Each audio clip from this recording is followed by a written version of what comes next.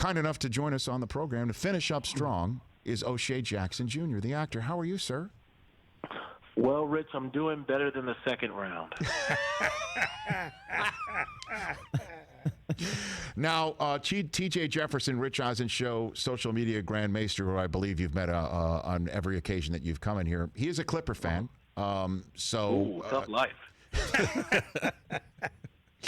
I thought it was a drop in the bucket. Why were you so vocal on Twitter last night, O'Shea? 482 days, Rich. Okay.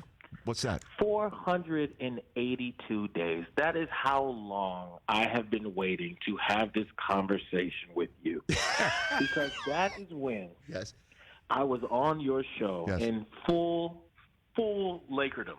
Mm-hmm. And I let them have it a little bit. And this is before Kawhi and all that. And then after that, they started puffing their chest out a little bit. And they got on me. I've been getting bashed all year by these ungrateful vermin that are just around Los Angeles. And they knew. Oh, during Game 6, I was at the farmer's market enjoying myself, buying some fresh vegetables, expecting to hear, the Clippers finally got it done, and we're going to see them for this Western Conference Finals. And then when I look at my phone, see Denver has a nice lead, and they won. And I thought, uh-oh, the palms are sweaty. I know they're nervous. I know they're pacing. And I told myself, there's no way that God is going to give me a championship and a Clippers second-round exit. Are you really going to do this for me?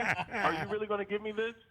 I mean, God is the homie, but is he really going to give me this? Mm-hmm. And lo and behold, he gave it to me. So how could I not, in full stone-cold Shea Jackson form, rip them to shreds with a smile on my face? So it is more than just a drop in the bucket. We were onto something that that the Clipper misery after adding Kawhi and Paul George to put them in their minds on equal footing or as close to equal footing in the 213 area code as they've ever been. That there is some sort of glee that you're taking. May not reach the same amount of glee as winning a championship, but it gives you immense pleasure for this to happen. Yes, and it's really because, first of all, to the Clipper faithful, if there's even such a thing. There is, right there. You're looking at him right here on our screen. Yeah. There is T.J. Jefferson. Well, at 2Jiggy. I mean, they can't possibly be upset. This happens, all the time. You can't really be that hurt by it. It can't really be disappointing. It's watching the Clippers in the playoffs is like watching the Hangover movie series. It's the same movie, but it makes me laugh every time. And it's just the fact that when I look at Paul George and when I look at Kawhi, and I think, you guys could have had it all. You could have had it all. Paul George, you could have had it all, but you wanted to go to Oklahoma. And then Kawhi, come on now. So it's just a feeling of joy because we know that this is the best team they've ever had just to get exactly where they've always been. And we won the city championship last night.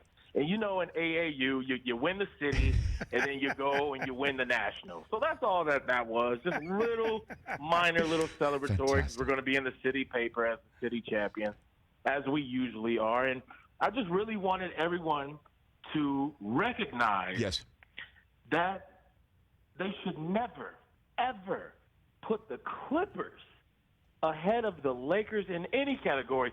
Even the Sparks. They will not disrespect my Sparks like that again by claiming that the Clippers will take over Los Angeles when they have no historical value whatsoever. I'm hearing Anaheim is looking pretty good. I don't know if they want to build that arena just yet. TJ, but I'm hearing good things. Hey, you watched all the way to the end. Thanks for that. Watch more right here.